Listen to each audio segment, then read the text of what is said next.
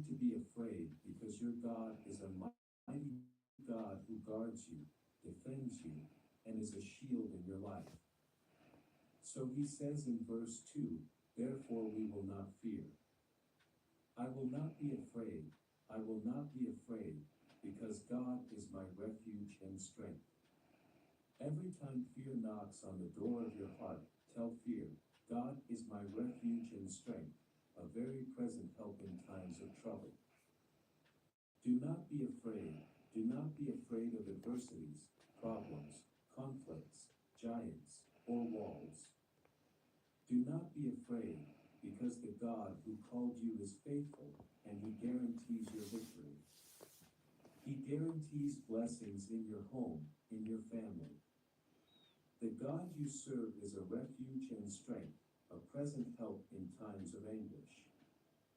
And for this reason, the psalmist tells you, therefore we will not fear, even if the earth gives way.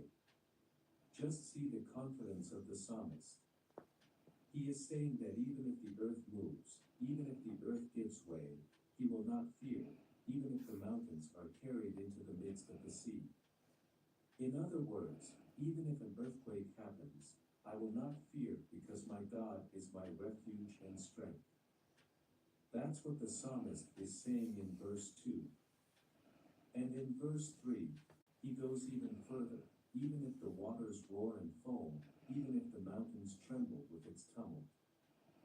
In other words, even if everything around me is conflicting, even if everything around me seems difficult, complicated, problematic, even so, I will not fear. Even if the earth gives way, even if the waters roar and foam, even if the mountains are cast into the midst of the sea, even so, I will continue to trust in God because I know that my Redeemer lives and will ultimately rise upon the earth. And the psalmist is teaching us that we need to trust in God. And how were Jesus' disciples in the midst of the storm? Jesus was sleeping in the boat. The storm was raging, and the disciples were fearful. They were afraid.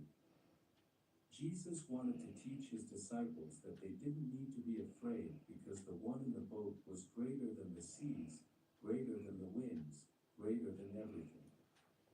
Jesus rises up and calms the sea and the wind. Jesus is rising up in your life today to calm the storm, to calm the contrary winds. For this reason and for this purpose, do not fear, do not be dismayed, and do not be afraid.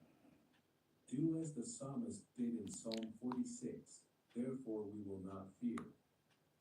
Even if the earth gives way, and even if the mountains are carried into the midst of the sea, even if the waters roar and foam, even if the mountains tremble with its tumult.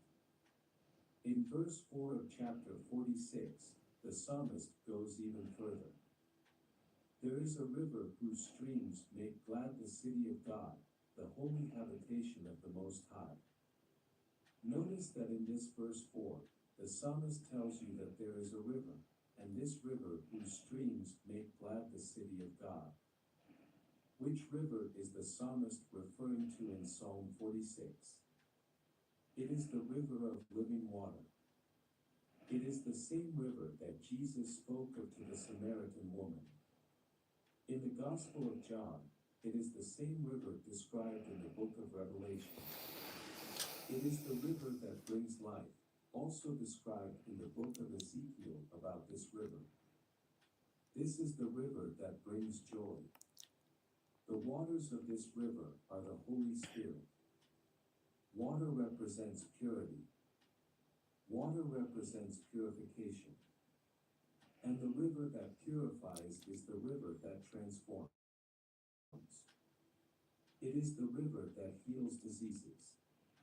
It is the river that cures sin, that washes our spiritual garments, and the waters of this river. It is the Holy Spirit of God that brings joy to the city, the dwelling place of the Most High. This river is now entering your house,